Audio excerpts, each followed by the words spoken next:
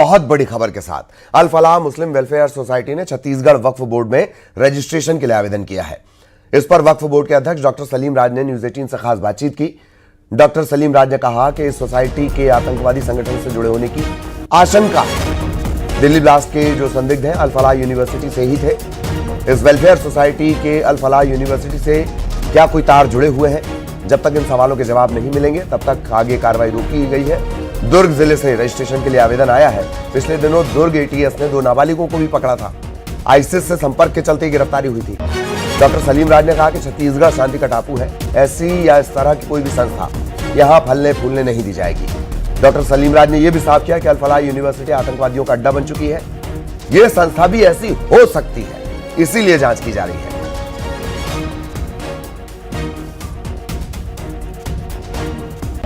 पिछले दिनों दिल्ली में लाल किला के पास ब्लास्ट हुआ था, जिसमें कई बेगुनाह लोग मारे गए थे।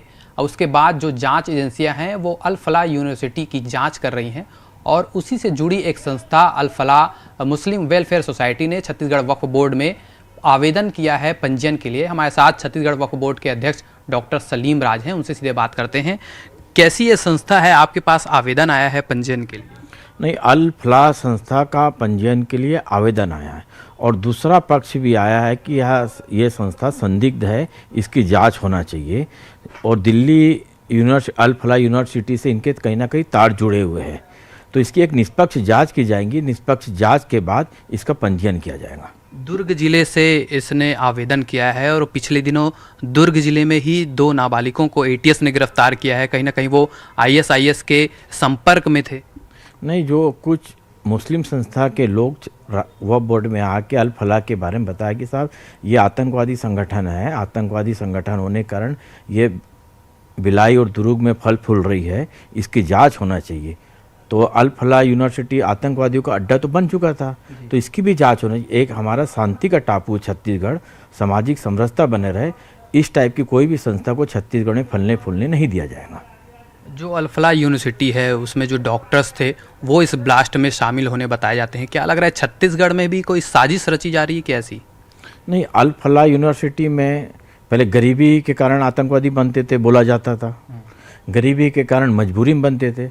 अब तो पढ़ा लिखा तबका आतंकवादी गतिविधि में शामिल हो रहा है और अल फलाह यूनिवर्सिटी को जो बदनाम हुई है कि आतंकवादियों की अड्डा हो चुका था, इसलिए बदनाम हुई है। ऐसी ही संस्था हो सकती है, इसलिए इसका जांच की जा रही है। तो अभी आपके पास आवेदन आया है, इसकी जांच होगी, इसको क्या गृह मंत्री को भी सौंपेंगे? इस पर क्या कुछ कार्रवाई होगी फिर? चूँकि माननीय गृह मंत्री विजय शर्मा जी को अवगत कराया जाएगा कि अल फलाह यूनिवर्सिटी अल फलाह वेलफेयर सोसाइटी का पंजीयन के लिए आया है, तो पुलिस प्रशासन से इसकी पूरी जांच की जाएगी। जांच के बाद निष्पक्ष आएगा तो पंजीयन किया जाएगा, नहीं तो इनका पंजीयन छत्तीसगढ़ में निरस्त किया जाएगा।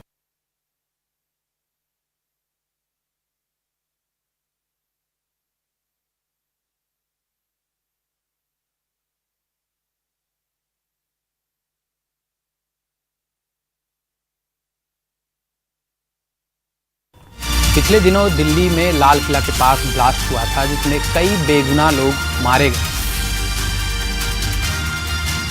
सहयोगी विश्वभरण हमारे साथ जुड़े हुए हैं, सीधा आपको लिए चलेंगे रायपुर।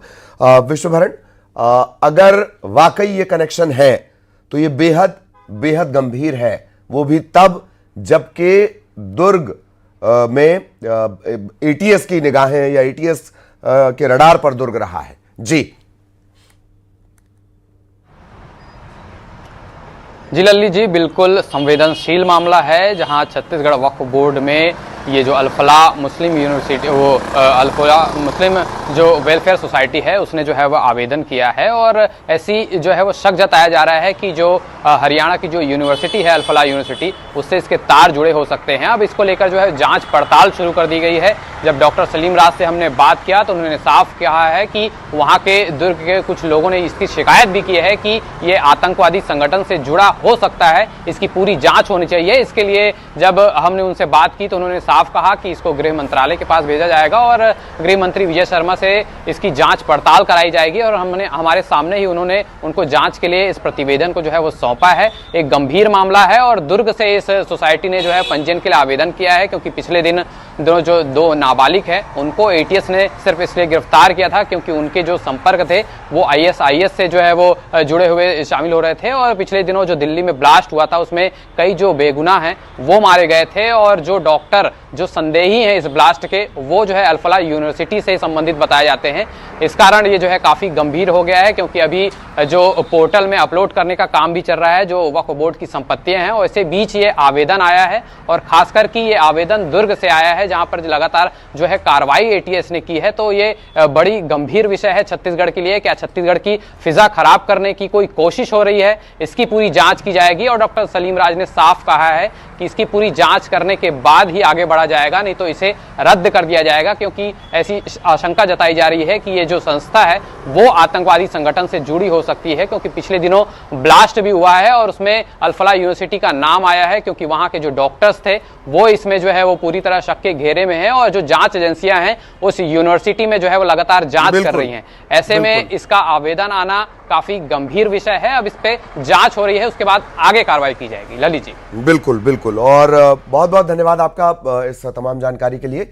और सहयोगी विश्व हमें विस्तार से जानकारी दे रहे थे। अब कोरबा की खबर, बड़ी खबर है।